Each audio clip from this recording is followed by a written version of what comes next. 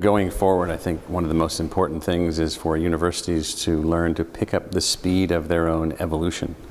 Our social evolution, our economic evolution, our competitiveness, our cultural evolution has accelerated greatly. And institutions like universities that are a part of our adaptation have a very important role in not lagging behind, but in actually leading. Now, in doing that, that doesn't mean that they have to give up the core of the study of Western culture or Eastern culture or anything like that. But what it does mean is that the modern university will need to be more adaptive than the way some universities are at the moment. Yeah, I think some of the most important guiding principles in university design about the future have to do with, first, differentiation. Too many universities are basically weak replicants of each other. So there's an initial model and then a series of others that replicate that model and then others that replicate that model. And the more the model is replicated, the less valuable the model turns out to be. So differentiation is a critically important first step. I think a second step built around differentiation is the notion of intellectual identity. You know, it's probably the case that we don't need 400 political science departments, each with all of the same specialists studying all of the same things. We need some, and we need some of that at the core. But how about varieties of ways that we approach the social sciences? How about different schools of thought competing with theoretical assumptions? How about a range of differentiators? So differentiation and identity. And I think the third and really important principle is this notion of designing a university which has a social duty and a social responsibility beyond just creating a home for the faculty to be creative. And so one wants, of course, an environment for the faculty to be creative. You want them to be wildly creative, but you don't want that to be the reason that the university exists. The university exists so that our species can be more adaptable. The university exists so that we can be more successful. The university exists so that we can honor and treasure and understand the past. But why do we honor, treasure, and understand the past? It's so that we can make better decisions about the future. And so all of those things need to come together in the thought about how to design a university. The university is not a sequestered, isolated, moded structure filled with monk-like creatures that have as their responsibility the notion of regurgitation of the same facts over and over and the maintenance of those facts through time. That's not what a university is.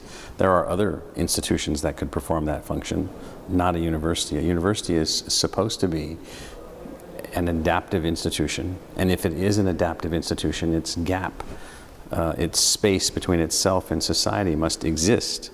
But it cannot be something that's impenetrable. It has to be something that's, in a sense, strong osmotic or osmosis going on between society and the university itself. And so in our particular case, the university that I'm a part of in Arizona, Arizona State University, we make it a requirement of our own existence that our student body must be representative of the entire socioeconomic diversity of our place. Otherwise, we will have not fulfilled our public mission or our public duty. So that's one way to connect to society. Other ways to connect to society is to make certain that of some of the research that we do, that it has a local and meaningful impact in that place. So can you build a sustainable city? If you're in a university and you're not contributing to the success of the place that you're located, then there's something wrong. And so for us, the gap needs to be small, present, but small, definable, but small. At ASU, we have three elements to our design vision, and these are, first, that we will be an institution that is known for who we include and how they succeed versus who we exclude. We don't believe that status should be achievable through exclusion as the sole means of advancing status.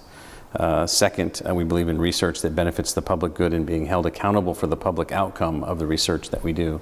And then finally, the third element is that we take some responsibility for the outcome of our community itself. So if the public education system is not successful, if there's social instability, if there's income gap disparities, if there's a range of things that are going on, the university shouldn't just sit back and study those things.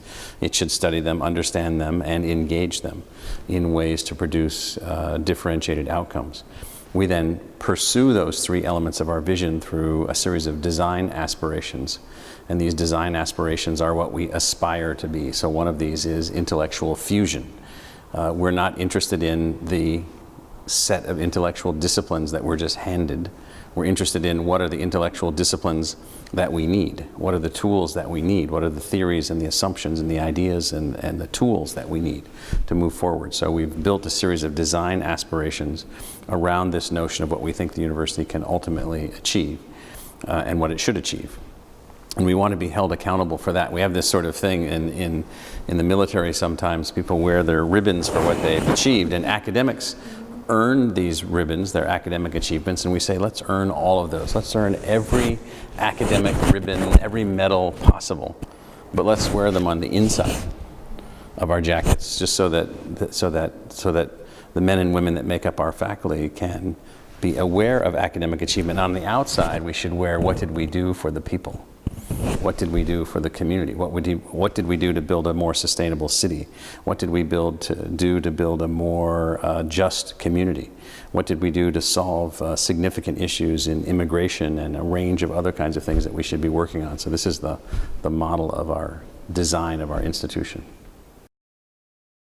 So disciplines are social constructs, that's all they are. They exist as a mechanism to organize knowledge and to organize people. If they are a social construct, they are a construct that we design, we create, and we advance. Therefore, you have two choices relative to disciplines.